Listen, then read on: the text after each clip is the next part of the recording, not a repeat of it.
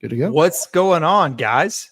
It is the Tailgate. I am Luke, and as always, Michael's here to join me. That's me.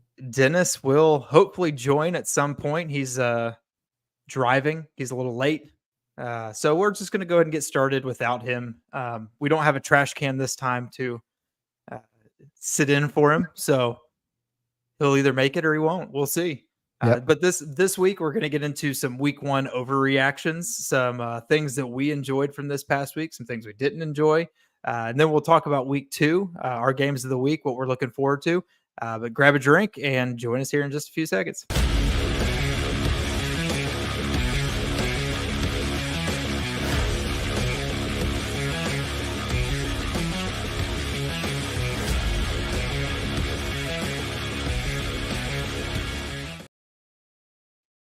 All right. What up? What up? What up? What up, man? I'm still getting used to like what I say before and after the intro. Yeah, we're making the transition from like everything being pre-recorded to like doing live stream stuff. It's definitely easier on the editor. I know he appreciates it, but at the same time, it does make for our layout, which we were used to for a year, really did change quite a bit. But yeah, as you said before, Dennis hopefully will hop in here soon, and we'll just get him into the video. But let's go ahead and just do our quick little recap of our games from last week. The games that we picked. We're not going to spend a ton of time on those, but just kind of recap them. I guess I'll go first since Dennis isn't here, even though his game would have come first. I picked Notre Dame and Texas A&M. I also picked Texas A&M to win. So of course we know I was wrong. There. But Notre Dame, there's a couple things that we learned from that entire thing. One, Freeman really did prepare his guys well for the season opener. They still have a lot of kinks to work out. I don't think that they're an elite team, but they could be. Like they easily could be. They could compete. And it's just, I think there's some little things that they need to work out. Their offense didn't look like it was clicking as well as it probably should. It started looking really good in the late third and fourth quarter. Texas A&M defense, honestly, a phenomenal 360 or 180 from last year. 360, the same thing. Turned around and did the same. They did the exact same thing. No, Elko did a phenomenal job as suspected with the defense. Unfortunately, we all thought, well, he's got a lot of talent in offense. Unfortunately, that doesn't talent just because you had a lot of 5 stars, 4 and 5 stars in your offensive roles doesn't automatically mean you're going to have phenomenal talent. And what we learned is that Wegman is definitely not his QB. Like it is just couldn't hit the broadside of the barn. No, he was just bad. He was just bad. And if honestly they had a quarterback just mildly better, I think that game probably would have turned out. I still think Notre Dame may have probably have won, but at least it probably have been a little bit closer. So, but that was my game of the week. I am not a huge fan of defensive slugfests, but especially when you're expecting one of the teams to have a decent offense. But I can understand why a lot of people really love that game because it really did feel like old school football. So Yep. No, I got you. So my game of the week was the LSU USC game. It was like so many of the things that I was confused about, I feel like got answered, but then there was just more confusion that came over to me. So, we started, we obviously have dogged both of them last year on their defense or lack of defense. Obviously the Grinch got fired last year and we said that was a great move and that they needed to kind of figure out where their defense was going. And it seems like they did that. Their defense seemed a lot more inept. They seemed like they were knowing where they were supposed to be. They were doing what they were supposed to do. And LSU really did the same thing. The defenses both look good. The question was, are these offenses really what they were last year? Because last year, that was all they had was their offense. Obviously, LSU's quarterback won the Heisman. USC's quarterback, everybody, proclaimed as the best quarterback in history, or well, at least last year, lots of people said in history. But This year they don't have those. The guys that they have, so it was a great game. LSU obviously shot themselves in the foot. Brian Kelly had his fake outrage there at the end. That was there. He is. Sorry. we just went on without you. No, I mean I had to, it's Labor Day. I had to actually drive through Georgia fans and players through so it kind of created a little bit of problems there. Were they barking at you? No, so I was in Florida, so I had to drive through Georgia, and since Atlanta was one of the stops, they weren't barking; they were more just inebriated. So it became a problem. I couldn't tell the difference between a player and a fan, so it kind of got me stuck here. Yeah. Luckily you didn't get hit. There's lots of bad drivers there. So, so we'll see kind of as the year. I mean, I think the next few games for both teams will really tell us what they are, and if the defenses, if everything's leveled out, if the defense is so we'll see. So while my questions were answered about the defense, more questions came up about their offenses and coaching and lots of other things. So, yeah. Definitely. I mean, that's what made that game so hard to call. And it did make it more interesting because those were two teams not known for their defenses that showed up with some decent defenses. But speaking of bad defenses, Dennis, your game of the week.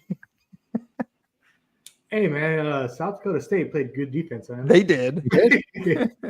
For most of the game. They just got winded. Yep. Most of the games. I mean, I did say it was like last week that if Colorado had a chance to win, it's going to definitely be the skill players. So, and, Travis Henry came up for that. I think the only thing that makes a difference now is if they can run the ball. We know they can throw, but if they can run it, I say just put Travis Hunter in the backfield and maybe play 3 positions in total. Golly. Sure. If he's really shooting for the Heisman, that would be the way to do it. Yep. I mean, it was an interesting game. To say the least. I think I personally, for all the love that Shedeur gets, he did not have that many great throws.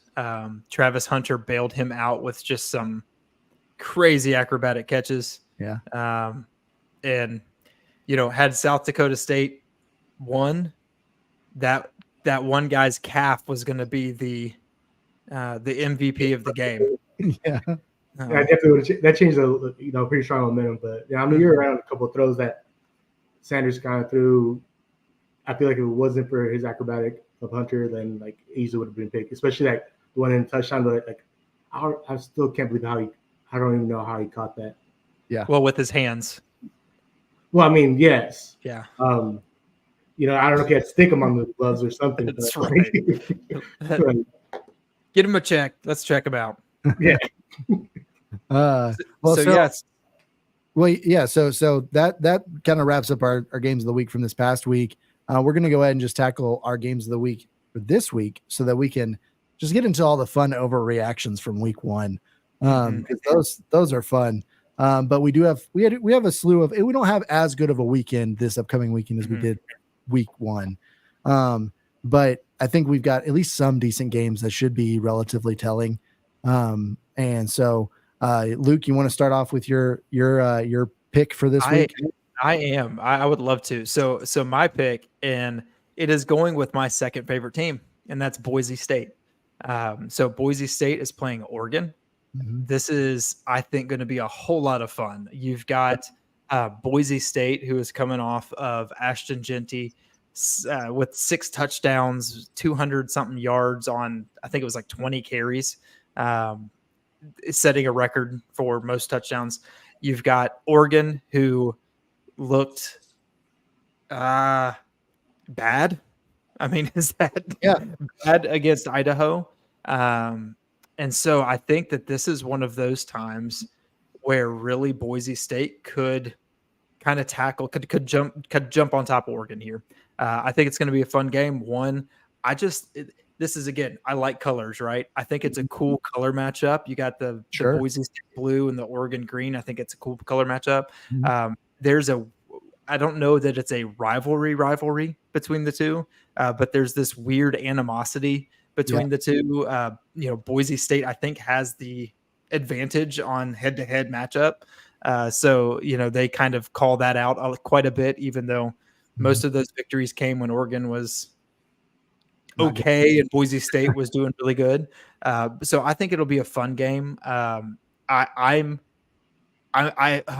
so want to call it. I want to call an upset here, and it's like I'm wanting to, but then like the part of me that wants to actually be right is, you know what? I'm just going to do it. Yeah, Boise State's going to upset Oregon. Yeah, Boise State's going to upset Oregon.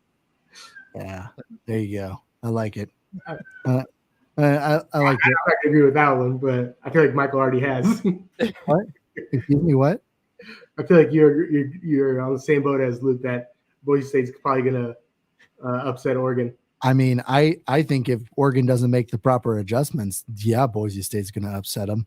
I have a ton of faith in Dan Landing to do a good job, but. And I 100% will say that I'm going with my heart more than my brain on this one. Sure.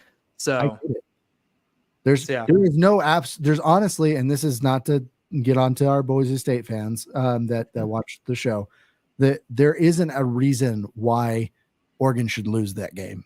They've got too much talent. So, but if there's if they look like the same team, which again, we've already dealt with a team that was supposed to be amazing or excellent, top 10. We've seen them twice now and they've been terrible both times. So it's not out of the realm of possibilities that the adjustments are going to be too few, too late, essentially. Well, and Ashton Genty, like he is special. Yeah. And so he has the ability to take over that game. And so we'll see. So Dennis, what do you got for your game of the week? I think I'm gonna go a little bit on Luke's kind of thing, kind of what he's going for. I feel like there is a couple games, but I feel like an upset as well. And I feel like definitely not as big as Boise State and Oregon, but I feel like Arkansas and Oklahoma State. Ah, so you stole my game of the week. Okay. Oh, that was yours? Yeah, that was mine. Oh, my bad, man. No, you're good. We agree on something. So you think that you're hoping for Arkansas to pull an upset? Yeah, I think they will. I feel like with the fact that kind of Oklahoma State, they played South Dakota State last week, and the fact that what was that? It's the best FCS school. Yeah, and so the fact that it was 44-20, I feel like Arkansas, going from 70 points last week. Sure. So now I was like, they're going to ride the momentum. Sure. I'm going to ride that wave. I mean, the SEC needs as many wins as it can get right now. It's not doing so hot against actual top 25 teams this year. So far. So, I'm down for that. A lot too. What? For the program itself, I feel like it would also mean a lot. Oh yeah, no, I mean it would be a great. I already was worried about Tennessee going into play Arkansas later this year, and of course, Arkansas always plays Tennessee hard, but especially at Fayetteville. But if they've really shown this much of a turnaround in offense and defensive production, they're gonna be a nightmare for everybody in the SEC, which is gonna be fun. I like that. It's always fun when Arkansas is good. So, because they're just a scrappy team. What was the last time they were good? I think what was the running back's name? McFadden, was it? Darren McFadden. Yeah. Are you going back to the 90s? Not the 90s. It was like 2000s. 2000s. Yeah. I feel like that was the last time Arkansas was actually scary good. Scary. Yeah, I mean, that's what I remember. Them being really, really tough.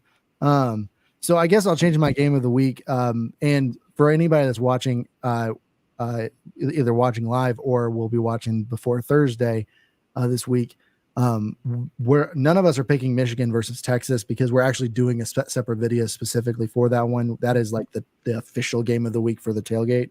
We've got Darren from Darren Talks Ball on that to talk with us about what he thinks is going to happen this upcoming Saturday. So with that said, since Michigan and Texas is also off the board, I guess I'll just go homer Wasn't planning on it. I was expecting you to go homer, so I was like, I'm gonna. This is one few times Michael wouldn't go. Dennis forced him to be a homer. Yeah, I wasn't going to because I don't think that this is as big of a game as NC State fans want it to be. I don't think it's going to be an easy game for Tennessee, but NC State versus Tennessee, it's the premier slot or whatnot for prime time slot or whatever on Saturday. It's a neutral site game. Tennessee's, I think, right now favored by like 7.5 points or whatnot. But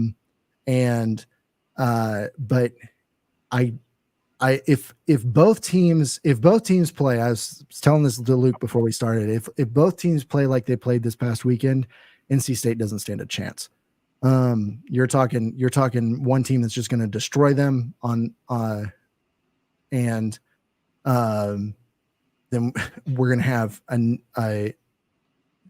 defense that's just going to shut them down. So it's just like I don't know what we're going to see. I think there's going to be proper adjustments made. Again, I have a lot of respect for NC State's coaching staff, but they do have a relatively new / fresh defensive core.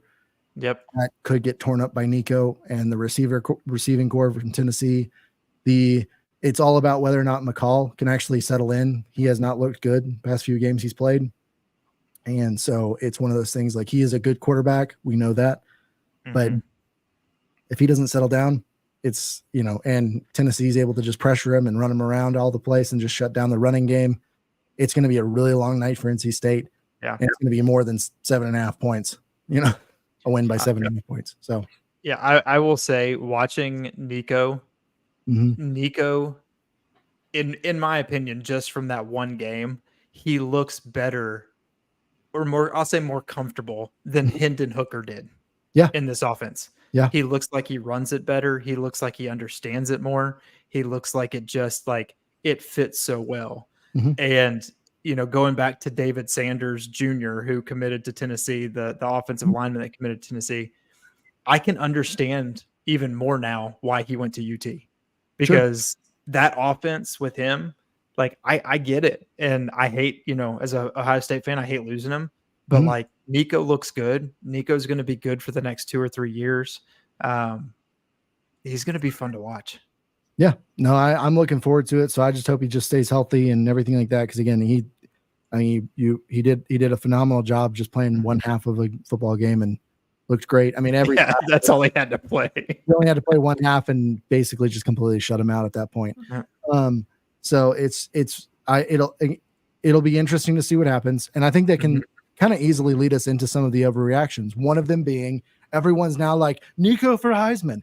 Hold the brakes. He is a freaking freshman. Like, doesn't mean that it's possible. But I'm not saying that. I've been very upfront. Nico for Heisman. Like, could he get it? Sure, but he would have to literally play like he played against Chattanooga, against everybody. And I don't know if that's going to happen, because whether realistic too, at least at the stage of his career. Like, well, there's too many other good quarterbacks that are vying for that this year. Well, too many good quarterbacks, and he's going to play Georgia's defense. He's going to play Alabama. He's going to play some of these games. And let's be honest, as comfortable and as good as he looks, there's going to be a game, 2, maybe even 3, where he looks like a young quarterback. Sure. He's going to slip. He's going to, make a mistake. And really what I'm looking for from him this year is, when you make that mistake, because I guarantee it's going to come, how do you react? Sure. Does it screw up the rest of the game for you? Or are you actually going to like make that mistake and go, okay, I got it. I'm not going to do that again. I understand where that came from. Yeah. From everything I've seen, he's going to be the latter. But it's going to be a tough year for him. He's going to learn some, but he looks good, and he just looks good. But he's not going to win the Heisman. I mean, there's too many Becks and Hunters and Genties and all these guys that we talk about. I'm not going to be definitive about it. I'm not going to say he's not. I'm just saying it's not likely. I still, like, he would be 9th or 8th on the list. Sure. But like, so he'd be a top 10 like Florida State. Yeah, he'd be a top 10 like Florida State. He'd actually produce something. But yeah, it's just one of those things. Like, if he would just really have to truly ball out like Bryce Young did his first year. And I think that Tennessee could do that, but that would a lot of things would have to go right in Tennessee's way to make that happen. They don't have the same team that Alabama did in 2021 when Bryce Young did that, or was it 2020 then Bryce Young did that? It might have been 2020 because that was the year that they dominated Ohio State in that the COVID year. Gotcha. Yeah. Mm-hmm. So, but that's PTSD. I mean, you guys only played what 4 games? We like 7, I think, after. Anyways, but so that was one major overreaction. So here's the other overreaction. We're gonna stay in the state of Tennessee. Oh, okay. Vanderbilt. Yeah. Those 2 SEC guys who chose Vanderbilt gave them a number 1 pick. Are they on to something? They must know something. I mean, like Vanderbilt, like I clearly one of the best teams in the SEC right now. Yeah. You know, I mean, they one of the. I mean, there's the best record among them. Mm-hmm. I mean, it's true. It's true. I mean, they have one of the only wins over a Power 14. Yep. So, I mean, legitimately, here's the non-overreaction part of that. The funny thing is all of the people that do SEC power rankings on Saturday and on Sunday and Monday all came out and they're like, "Oh, it's weird that Vanderbilt is not at the bottom of our list." Right. It's Florida or it's South Carolina, or I'm like, there's actually a few different teams before you get to Vanderbilt, which is actually hilarious. Everybody normally just copies and pastes, the bottom half, and they're like, "Oh, we can't do that anymore. We actually have to write this out." But I mean, Vanderbilt, let's be real. Vanderbilt tried to give it away. They did. Like they were fighting hard against those old ways, just saying, "No, we don't want to win. We don't want to win." So, but they win 2 games this year, guys. Right. We can't do one of them at the very first. Yeah. So, but yeah, I mean, going into overtime, and that's where, like, even more so with Vanderbilt, not only was it cool that they really had Virginia Tech on the ropes the whole game, but then when Virginia Tech came back, and honestly, like, that's where I was like, okay, here's the old Vanderbilt. They played a good 3 quarters. And now they're going to give the game away. And then you get into overtime and it's just like, yeah, no, we'll go ahead and win. Like, getting to overtime and then still winning, that to me was just as impressive for Vanderbilt as the first 3 quarters were. Sure. Yeah. Totally. But much like Nico and the Heisman, I don't expect them to stay at the top. No sustain there. They, right. 4 or 5 game wins. Yeah. No confidence with the whole team of Nashville here. You guys just have no confidence in them. I don't. I don't. We have enough tape to know what they actually are. They got to give me a reason to start being confident. Yeah. I mean, I have confidence they'll beat Alcorn State. Oh yeah, yeah. I can see that. Man, starting off 2-0. When's the last time they did that? Probably a while. Week 3, they got Georgia State. Oh, Alcorn, Georgia State. Then they play Missouri. They're going to be a Georgia team. It's very possible. Yeah. I'll be honest. While the point spread for Missouri and Murray State or whoever they played or whatnot looked impressive, if you actually look at the stats, it really wasn't as impressive. Brady and Burden did not actually ball out in that game, and so. It, like, granted, that could just be they were just being conservative. I don't think that's the case, but it could be they just didn't have their foot on the gas pedal. But Vanderbilt sometimes plays those games weirdly hard, so who knows? And they've at least got some offensive depth now to be able to do that. Yep. So who knows? I mean, I don't think they're going to be able to beat Missouri, but I think they could probably put the pedal to like a Kentucky or a Florida. Yeah, they could make them poop their pants a little bit. Yeah, make those buttholes pucker a little. Tighten up. That's right. Anyways, so what other major overreactions did we see throughout this entire weekend? Well, I mean, we talked about buttholes puckering. Yeah. So wasn't there a guy that said that he was going to eat a solo cup of dog poop? Yeah, did you hear about that guy? If FSU lost again, if FSU lost again, he would tape himself. Yeah. With eating dog poop from a red Solo cup with a spoon. Yeah. And he has since deleted all of his He's social deleted media, his account. Yep. He's everything. Counts. Yep. Nowhere. No, I was watching somebody who said that the Hurricanes are going through Florida. I'll give him a benefit of the doubt when the Hurricanes are going through Florida and be like, you know what? He's probably busy right now, crying somewhere, but you know. Was he crying because there's a hurricane or because his team sucks? Well, if it makes him feel any easier, then he probably is, you know, crapping himself a lot easier if the hurricane's going on. That's true. So he could be able to put in the cup and just, you know, instead of using a spoon, just drink it. Let's just chug it. Beer factor There style. you go. Oh, yeah, nasty.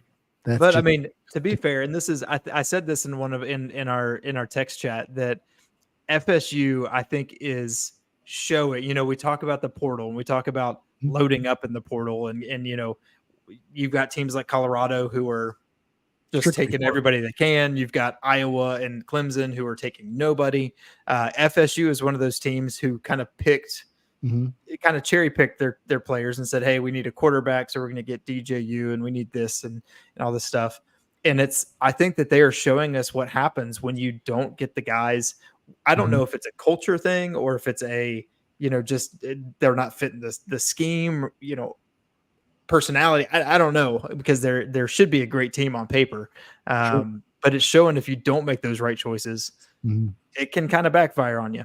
Yep. No, I mean, I don't know if there's a culture issue, but I do. It wouldn't surprise me if there was, considering the fact that you see players like when they're playing against Boston College last night. You got players that literally during an interception, they're just walking towards the guy that, like, it's like, no, like, you have no pride in your team. You have nothing. Like, so is it a culture issue? Is it a, you know, or is it just a, you know, the actual team spirit is just not there. The competitive spirit's not there. And it's not to any fault of Norvell's. Like, you know, all the UGA fans are sitting there going, you know, oh, Georgia has just crushed their spirits. I'm like, no, that's not what happened. They looked like that team going into that game, not coming out of that game. So I hate that. I hate the whole, you know, Michigan saying, oh, we retired Saban. Oh, we, you know, we put you into oblivion. Like, I can't stand all that. I do think it's funny though that so you got Georgia that put a whooping on him back in the Orange Bowl. You had Georgia Tech that gave him a loss. And then last night, Boston College's quarterbacks from Georgia. So so Georgia and their coach is from Ohio State. Well, yeah. See, you're doing the same thing those Michigan fans did, taking those 3 weeks at Ohio State really shaped his. Oh, totally. Has nothing to do with him being in the NFL before or for an entire year. He traded all of the good players, so that definitely not a thing. Yeah, no. Who cares about Bill Belichick? You know. Yeah, none of all that stuff. Yeah, so. No, I mean, it like some of that is funny, but at the same time, you're like FSU has fallen off pretty hard. I mean, they're not far apart. right now, they kind of play like an FCS team. Yeah.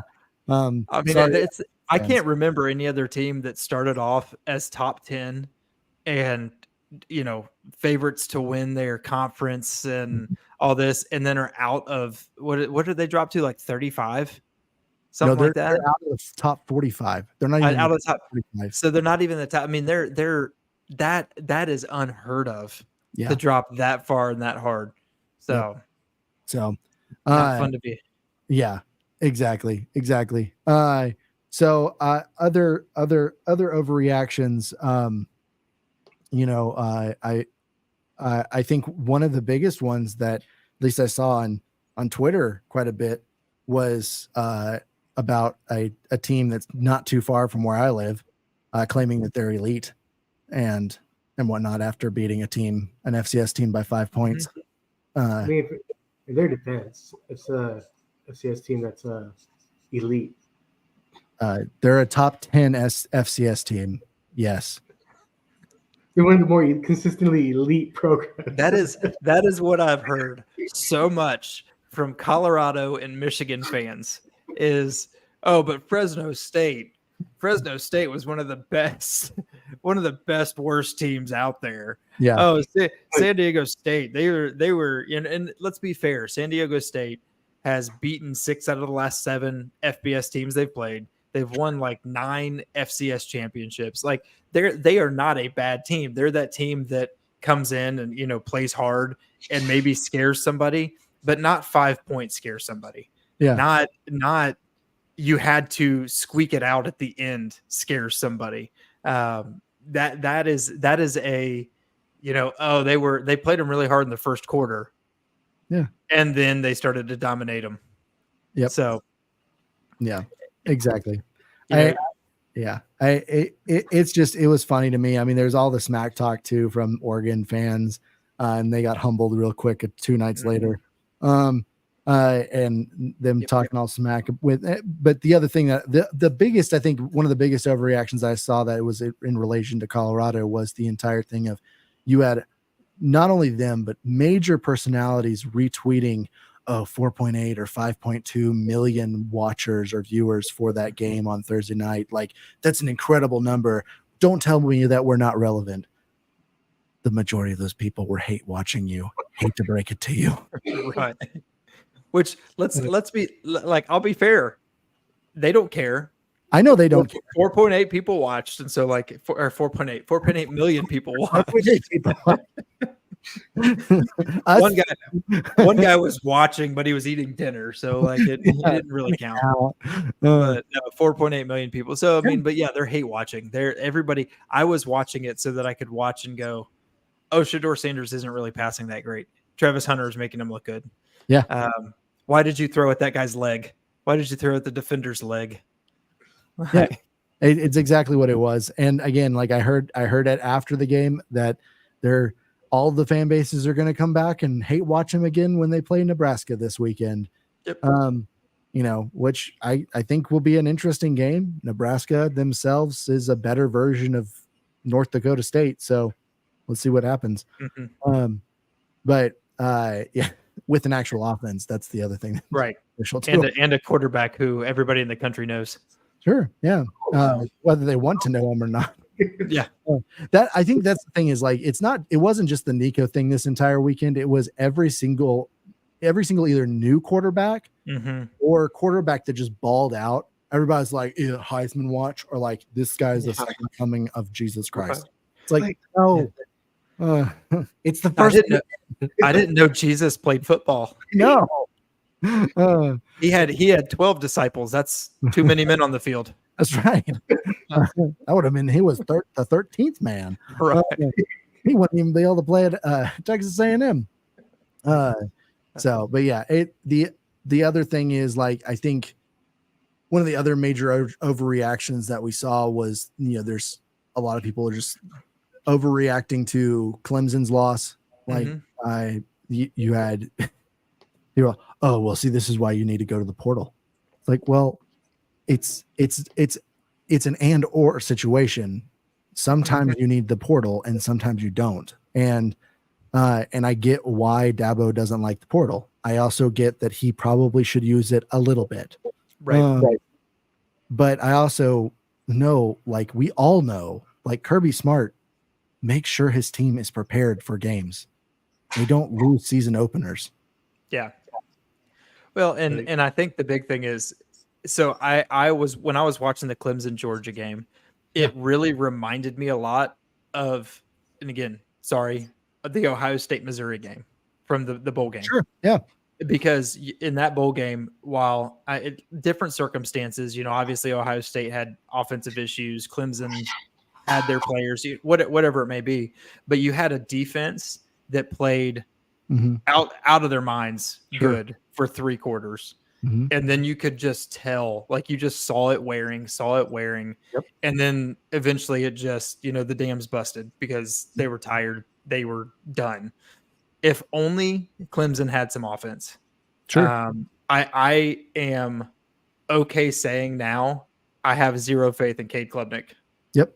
I like it. I was hoping for him. I think it was like 2 weeks ago that I was like, oh, I think he can do good. Watching him play against Georgia. No. I don't think he's going to do much. It is surprising considering how many good quarterbacks there are at the mid tier, like all the mid tier teams throughout the conference, through all the different conferences. It is surprising to me that we have seen this weekend. We saw 3 quarterbacks at arguably prestigious universities that should be vying for the top spot of their conference every year. They all 3 had miserably bad quarterbacks. Cade Klubnik looked just as bad as he did last year, if not worse. DJU looked terrible last night. And then Connor Wegman, like I'm pretty sure all of those guys were 5 stars, and they all performed not just lower than expected. Like they look like FCS quarterbacks. And I mean, the worst quarterback play that I saw all last weekend was Temple, but that was just because it's Temple. I don't think I watched that game. Dude, Temple, I only watched it because I wanted to see what OU was doing, and I just like Owls a lot. I just really like the Owls, and that was the only game on Friday night. So who? And to Oklahoma's credit, like their defense looked good, but it's easy to look good against a really bad offense. So I really want to see what they look like against a good offense, and so I'm looking forward to them later this year because they're supposed to have a good defense. So here's the question. We talked a little bit about Dabo. So we've got Dabo at Clemson, and then we've talked about Billy Napier at Florida and how this was a rough year, and we all knew it was going to be a rough year. But I think that we at least expected him to put up a little bit more of a fight against this Miami team. Cam Ward came out talking about how it was louder at Oregon and USC, and they weren't even full. You saw after the game, all of the Hurricanes guys went over to where the recruits were and started saying, "Hey, you better come to Miami." And the Florida guys were like pushing them away, like stay away from our babies. So who had the worst showing this week? Do you think it was Napier or Dabo? Oh, Napier, 100%. You think Napier was playing at home? Like true in the swamp. Swamp, and the swamp is known for being a tough place to play. And the people that I know that were there, they're like, this is one of the quietest settings I've seen the swamp be. It's normally far more ruckus than this. And so I like, you've got that. You also got the fact that it didn't look like they really played a game. Like they if they had kept it close and they still lost, people would have understood it. But that's not what happened. They lost bad. And they got handled. Like they were steamrolled. Cam Ward looked like he was just playing a practice scrimmage, just having fun. And props to him. I mean, it's great. I think solidifies your pick, Luke, because I think you originally had Miami taking the ACC.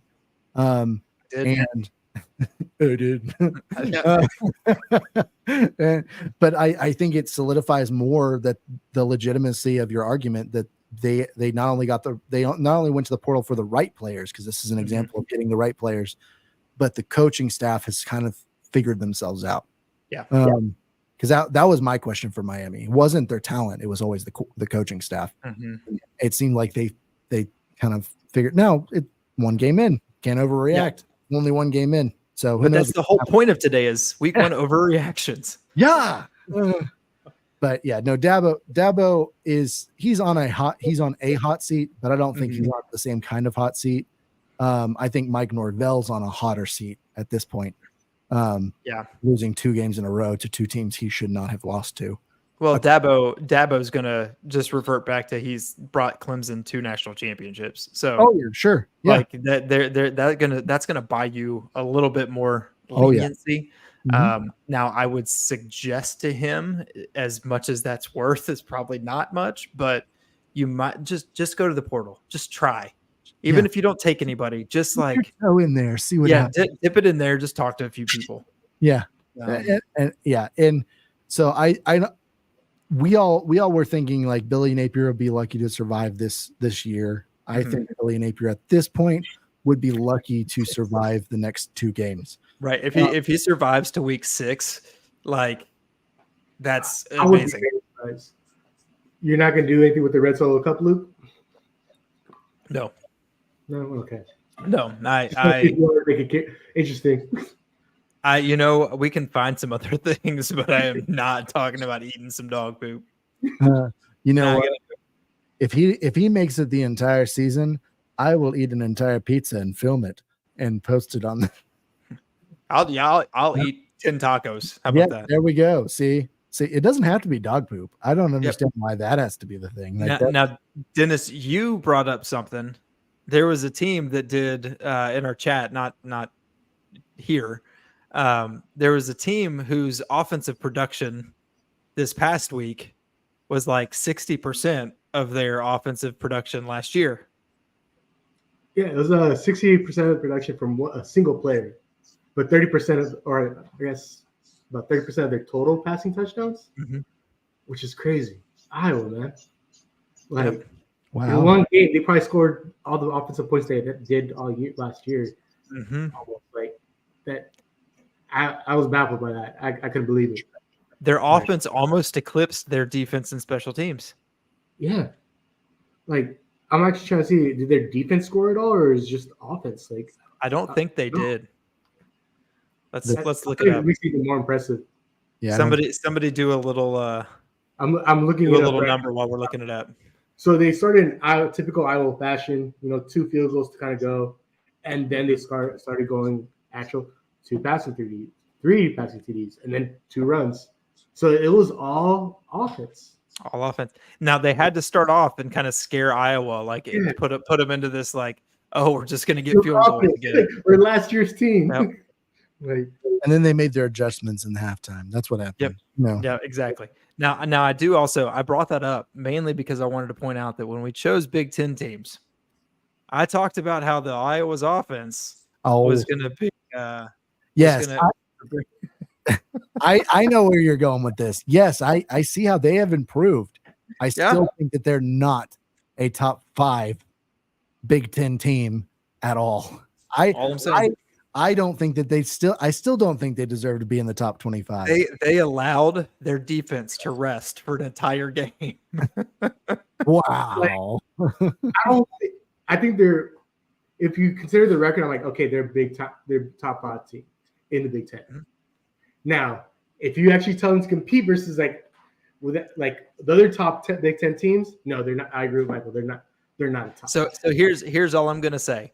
If we look through the teams that were in like that top 5 area, so like the top 6, 7 teams in the Big Ten, you've got Ohio State, who had a shaky start but looked good. You have USC, who looked good, but again, I'm still I want to see them play against somebody else, and I just want to see a little bit more. Oregon, who looked bad against Idaho. Wisconsin didn't. We'll see kind of who they are. Michigan, who looked bad against Fresno State, and then Iowa, who looked better than they did last year, significantly. They played Iowa or Illinois. Like, was it Illinois State? I think they played. Yeah, I-State. Yeah. Hey, but again, Oregon played Idaho. Michigan played Fresno State. All I'm hearing is I feel like the Big Ten's just overrated. Well, yeah, you can say that. I was right. That's all I'm saying. No, right now you're about 60% right. Yeah. I'll give it to you. They can literally probably not score another passing touchdown for probably the next 6 games. That is still possible. It's possible. It is possible. Let's see here. Who is Iowa's schedule though? They got yeah, I haven't even looked at it. Iowa State. Oh yeah, they got Iowa State and then Troy and then Minnesota, and then they're going to lose to Ohio State. They're probably going to play Washington. It's possible they can, like they can get a couple more touchdowns. Yeah, I think they'll get a couple more touchdowns. I mean, the big thing, I always hate, like, I'm happy that the Iowa game is at home against Ohio State, that Iowa's at Ohio State, because, man, this is going to sound horrible, and I hope this doesn't get clipped. But, like, I hate playing them at Iowa because it's like they have the power of those, of the, like, hospital, like the, like, wave, that they do. Like how It's viewed from the. It I think is the coolest tradition out of the, like, it's a new tradition. It's the coolest thing ever, where, like, I think it's the third quarter or whatever, they sit back and they wave at, like, the children's hospital. But I just, like, we've lost there before. I cannot stand, like, I'm like, I don't like it. I don't like playing there. So I'm glad we're playing them at home. Fair in enough. terms of stadium, I like actually. You said stadium, and we're talking about Big Ten, Northwestern Stadium. I know it's a temporary stadium, but I don't know if you guys got to see any kind of highlights from the game. I was paying attention more to the scenery of the stadium than the actual game itself. Mhm. Like they actually have a view of Lake Michigan and everything like that right next to the stadium. Yep. But it's a tiny stadium, I'm pretty sure. I mean, what? They only have like 10 fans. Like you don't really need. I mean, yeah, that's right. Everybody's too busy being doctors and stuff. Business, like so like Business people. Exactly. Business. Okay, so one other question, one other thing I want to ask you guys about. So obviously we saw LSU and USC. We saw LSU crap the bed. Afterwards, Brian Kelly did his we gotta be better. So was he actually angry, or is he just getting ahead of the media? Oh, I think he's I think legitimately mad at himself. Yeah. I think Yeah. They lost the last 3-1, isn't it? Like What? they haven't won their opening like season game since like 2019. I think I saw. Yeah. They have not won a season opener since he's been there. They lost the first two before he got there. So it's been like 5 years or something like that. So yeah, I think he doesn't come across to me as somebody that necessarily plays it up for the media. He's not like one of the, he's not a true actor. Like, Right. Tennessee had Butch Jones, who was an actor. Brick by brick. Yeah. And Shane Beamer's that way. But like Ryan Kelly, I just think he's just an angry man. And so I think, but like, to be fair, he literally said he's just mad at himself. Like, and so I legitimately think that he's just mad at himself. Could some of his heightened anger just be more media driven? Sure. But I think he knew that there was some major play call issues and things like that. There was incredibly dumb personal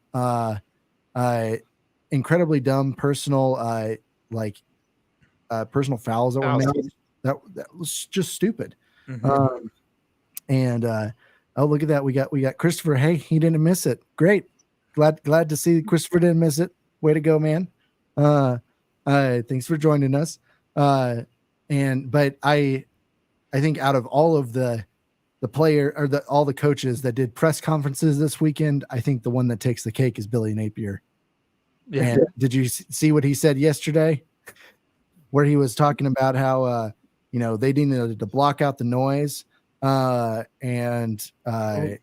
needed to block out all the noise, and they didn't need to listen to anybody that was living in their mother's basement in Central Florida. I'm like, hold on, is the goal to really tick off your fan base? Is the goal to not make it past Samford? It reminded me of when all the Clemson fans were mad at Dabo, and he was telling them like, "Oh, you're bandwagon fans," and like all this kind of stuff. And he's just like going at them like, "That's like they already don't like you, man."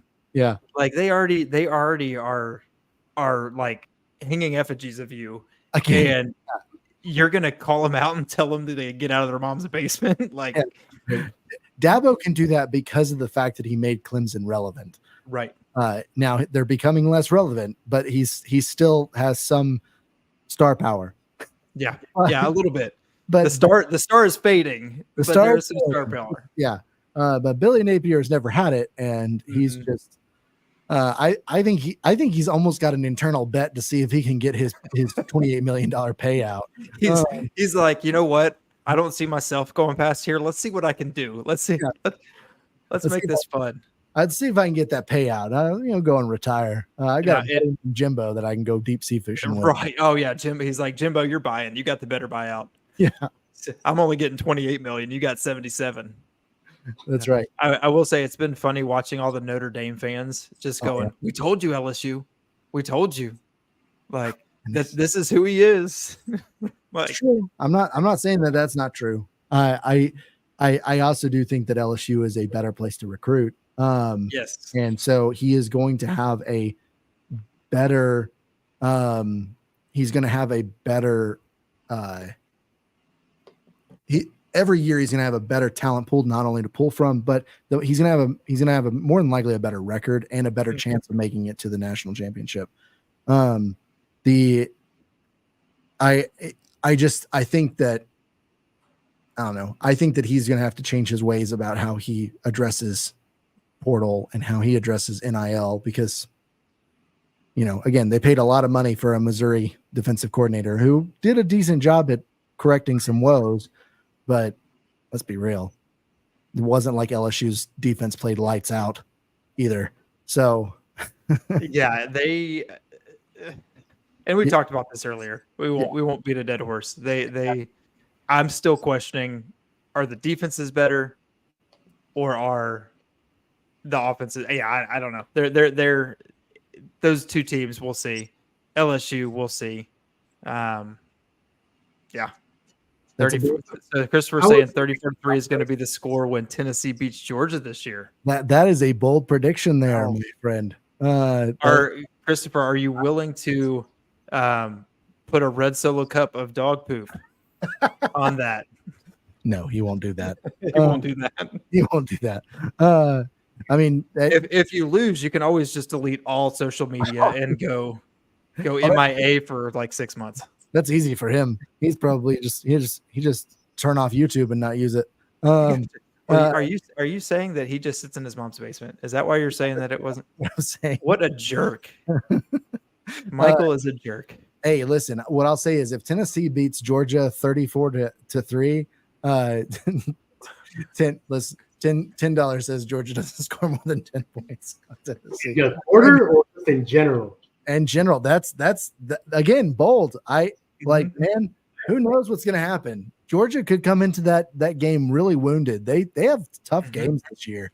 So this is the year. I mean, of any year to make that prediction, this would be the year to do it. Yeah, Georgia's got a tough schedule for the first time since like 1946. Well, maybe when Rick was there. But Tennessee's looking good. We'll see. Where there's again, they're playing at Athens, which is tough.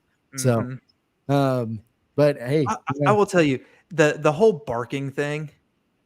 I hate it. I hate the barking. I do too. That's incredibly silly. Don't mess around with it.